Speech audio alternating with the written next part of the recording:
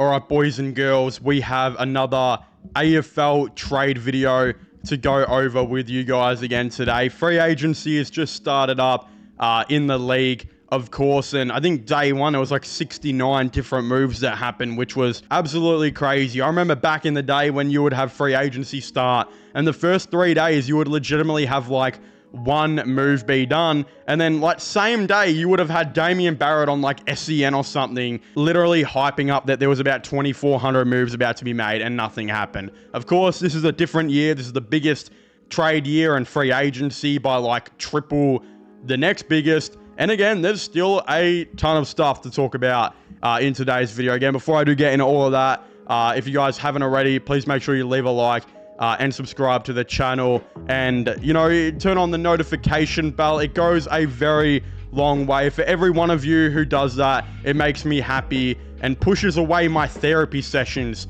for like another day. So if you want to save me some money instead of spending $2,000 per therapy session, because that's how much it is to stay sane in 2024, make sure you leave a like and subscribe to the channel if you haven't already. Again, let's just get straight into it. You guys don't need to hear about my mental health problems. You guys would rather hear about P. Diddy, GTA 6, or where Jai Cully is going to be playing in 2025, which you'll be hearing more on that in this video. So we've got GWS reportedly exploring a trade for Dylan Shiel, which was being reported by Seven's Mitch Cleary. I wanted to talk about this one first because when I was actually read this, I was at work standing next to the liquor man who weighs about 150 kilos and looks like Colonel Sanders. But we were standing there together and I show him my phone and he just says to me, "Mate, that's Tinder." I realized I was on the wrong page. So I swiped to the other page and it was Dylan Shiel getting rumored interest from GWS. I can't believe it. I don't know why this is something that is being looked at and considered, because we have heard for about 3 years now Dylan Shiel trade rumors, and every year they become more irrelevant with the lack of play that Dylan Shiel has not only done, but also the lack of good footy I think Dylan Shiel has really produced. I am one of those guys who is not a fan of Dylan Shiel, and it doesn't help that one of my good mates is a Essendon fan who is also very much not a fan of Dylan Shiel. I just don't think he is what he used to be, which was a slightly above average good midfielder. He's about 30. He's going to be 32 years old next year. He was much better this year than the last year because he got some more games into him, but he's still, in my opinion, not that good of a player. And I think this is really only coming down to a couple of things. I think the reason the Giants are actually considering this and are interested in it in some level is because they are losing a ton of players. Again, it's something I wanted to cover in this video, but I guess we'll segue into it now. But it's already been revealed that 5 Giants players have nominated to move away in this free agency and trade period. Isaac Cumming has just signed with Adelaide. Harry Perryman has just signed to Collingwood. Wade Dirksen, has requested a trade to Melbourne. James Peatling has requested a trade to Adelaide. And Nick Haynes is also, he just recently signed with Carlton as well as an unrestricted free agent. So with all of these moves and players leaving the GWS Giants, it is obvious they need a cause of new depth to the team. The lucky thing is the Giants are an extremely good team when it does come to bringing in depth through the draft. We know that Harry Perryman signing with Collingwood has landed them a band 1 pick, which at the time making this video, I believe is about pick 16. One spot after, where of course they finished. The thing is, I think the Giants, they could take a step back next year, but they also could revitalize this team really quick like they always do through the draft. A player like Dylan Shiel, there's not much reason to really go after. And the reality is that GWS would be sitting there thinking, we're only going to go after Dylan Shiel because he is a 32-year-old inside midfielder. We're only going to be going after him if we could get him for an early 3rd round pick, right?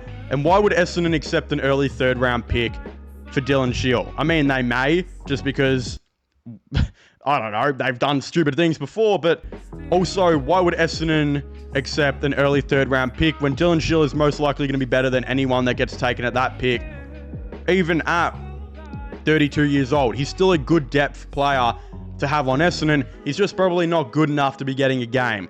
So this is something being considered by the GWS Giants. Will it happen? I don't think so. I don't think Dylan Shiel will want to move back to Sydney as well.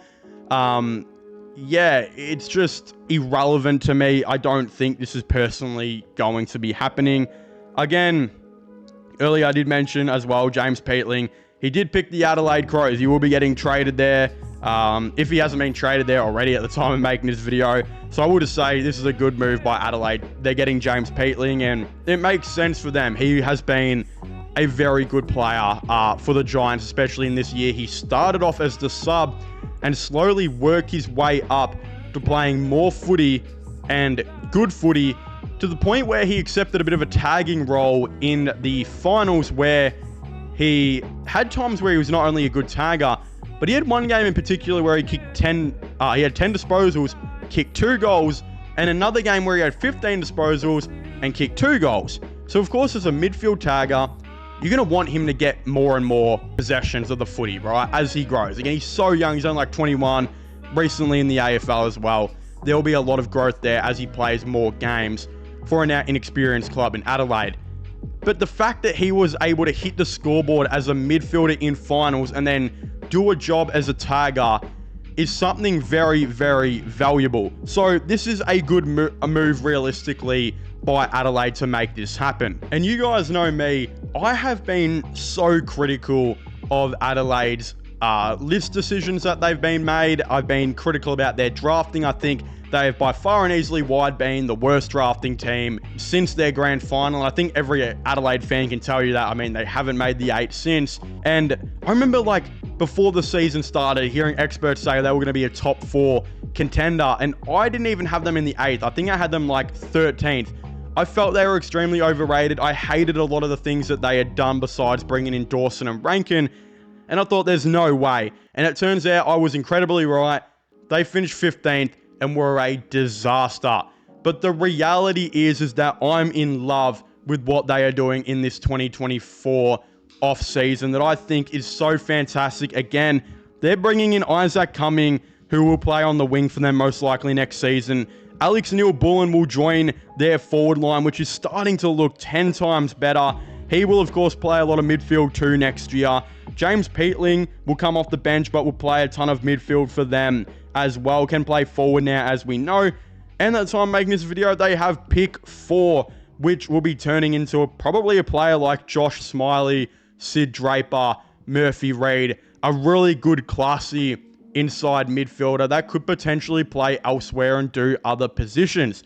This has been by far and wide the best free agency for them and best off-season for them in a while, because they're actually bringing in role players for cheap, like Peatling and Neil-Bullen, which may cost you the second-round picks. They're getting coming in for free, and pick 4, I think it's probably, and hopefully for them, impossible that they're going to draft the bad player this year. So I think they literally could be back on track to maybe competing for the 8 again next season. We'll have to definitely wait and see on how that, of course, does go. I don't know if that will be true. I'll definitely do a lot more research, especially when I get into my, I think, ladder prediction, which we'll do later on. But I definitely will not have this team in 15th or 16th, I don't think, like I had them in, last year, and how I thought they could have very well fallen there. Again, as far as free agents and whatnot do go, we do have another one in Jai Culley, where they're currently being reported that interstate clubs are reportedly monitoring the situation of Jai Culley, whose contract negotiations with West Coast have stalled. Culley is on the radar of at least 3 clubs, 2 of which are from his home state of Victoria, as he waits to find out his AFL future. The 21-year-old has played 12 games for West Coast since arriving at pick 1 in the 2022 mid-season rookie draft, including 3 in 2024 after overcoming a ruptured ACL. Culley was reportedly in talks with the clubs regarding a contract before Adam Simpson's departure saw negotiations stall, per Mitch Woodcock of the Western Australian. Now, I'm going to come in clutch for you guys right here, right? Because, as most of you guys, well, probably none of you guys know this, but again, I actually went to school with Jai Cully. I was mates with Jai Cully. We had a class or so together. I can not only tell you that this is one of the best looking blokes around, but he's also one of the best and nicest guys you will ever meet. He's a genuinely really good bloke, and over the time that I've spoken to him since he's been at West Coast, he has told me he's absolutely loved it at Western Australia, and his top priority is to re-sign with the Eagles if they can make that happen, rather than coming to a Victorian club. This is more so if he was to come to a Victorian club, I think it would be because the West Coast Eagles have decided to not give him a contract, which would be strange for a guy who is just 21 years old, who is a literal rising star winner for your team. The only issue is, since Andrew McQualter has been appointed as coach, Jai Cully really does not fit into his game style, especially the midfield and how Andrew McQualter's midfield, goes about being a quick and fast-paced, speedy midfield.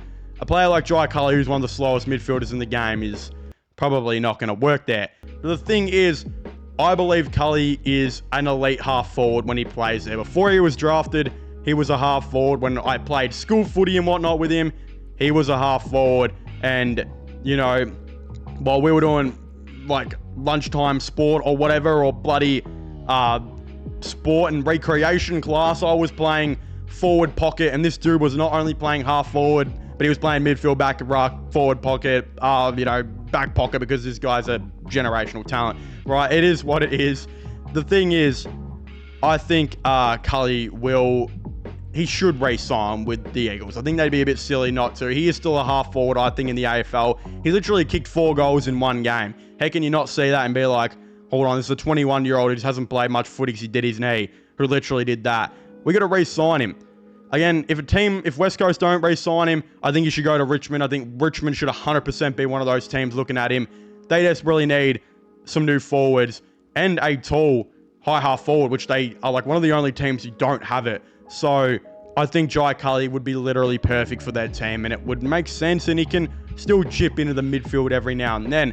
But of course, if you haven't already, please make sure to leave a like and subscribe to the channel. Comment all of your thoughts and opinions on this AFL trade period and trade rumors, speculation, all of the above down below. Subscribe to the channel if you haven't already, so you never miss a video from this good-looking rooster right here. Check out my gaming channel, my IRL/following channels. Links for them will be in the description down below. But I guess I'll see you guys next time. Goodbye.